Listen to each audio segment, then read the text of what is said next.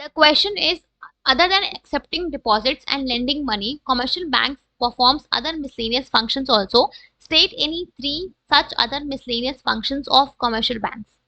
तो अगर हम बात करें कमर्शियल बैंक्स की, तो हमें पता है कि कमर्शियल बैंक्स का मेन काम क्या होता है, डिपॉजिट्स को लेना और मनी को लेंड करना।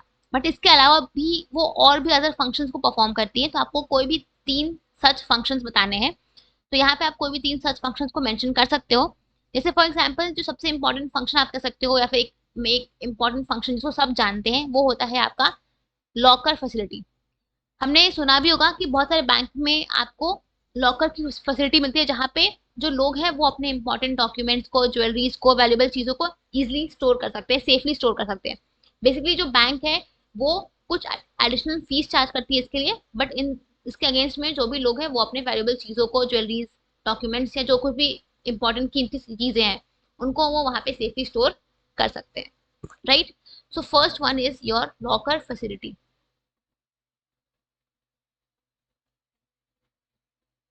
Right.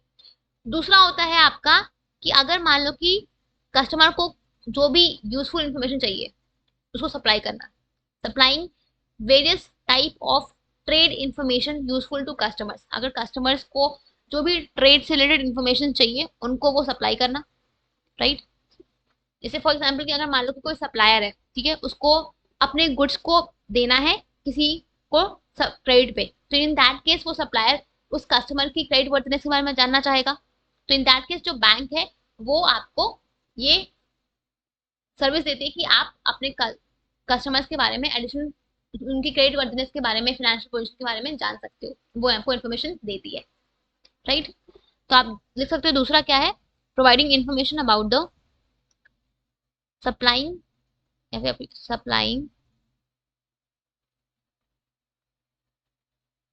Information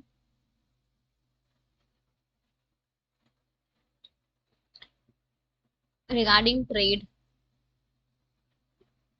regarding trade to customers. ठीक है। एंड थर्ड होता है आपका underwriting of shares and debentures. Underwriting of shares and debentures. See, अगर मैं बात करूं underwriting of shares and debentures की, तो हमने सेकंड चैप्टर में पढ़ा था about the stages of formation of company. उसमें एक स्टेज था आपका कैपिटल सब्सक्रिप्शन स्टेज, जहाँ पे आपका ये गिवन था कि अगर कोई भी पब्लिक कंपनी जो है वो अगर मार्केट से फंड्स को रेज करती है, तो इन दैट केस उसको मिनिमम 90% सब्सक्रिप्शन अचीव करना है as per SEBI guidelines.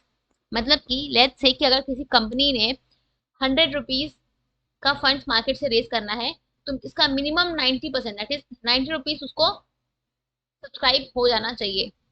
Right. तभी वो शेयर्स को अलॉट कर सकते हैं, अदरवाइज वो अलॉटमेंट नहीं कर सकते हैं। राइट।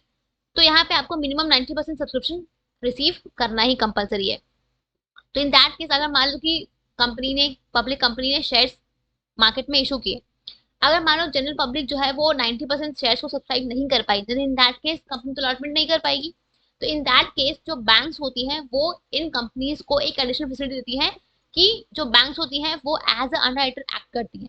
मतलब कि अगर मान लो कि जनरल पब्लिक वो शेयर्स को सब्सक्राइब नहीं कर पाती है 90%, इन दैट केस जो बचे हुए शेयर्स हैं उसको ये बैंक परचेज कर लेंगी।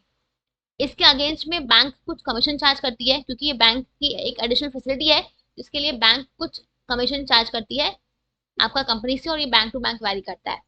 राइट। तो ये होता है आपका underwriting of shares and debentures. ठीक है, जहाँ पे बैंक जो है वो एज अंडरराइटर काम करती है, मतलब कि जो भी आपके शेयर्स होते हैं बैंक उनको परचेज कर लेती है, ताकि कंपनीज अपने मिनिमम सब्सक्रिप्शन वाले स्टेज को पार कर सके। ठीक है। तो ये आपकी कुछ तीन फैसिलिटीज हैं जो बैंक प्रोवाइड करती है। तो आप ये तीन को, या फिर और भी कोई तीन जो आपको याद हो, आपको इजी लगे, आप यहाँ पे मेंशन कर सकते हो, चलेगा। ठीक है। क्लियर।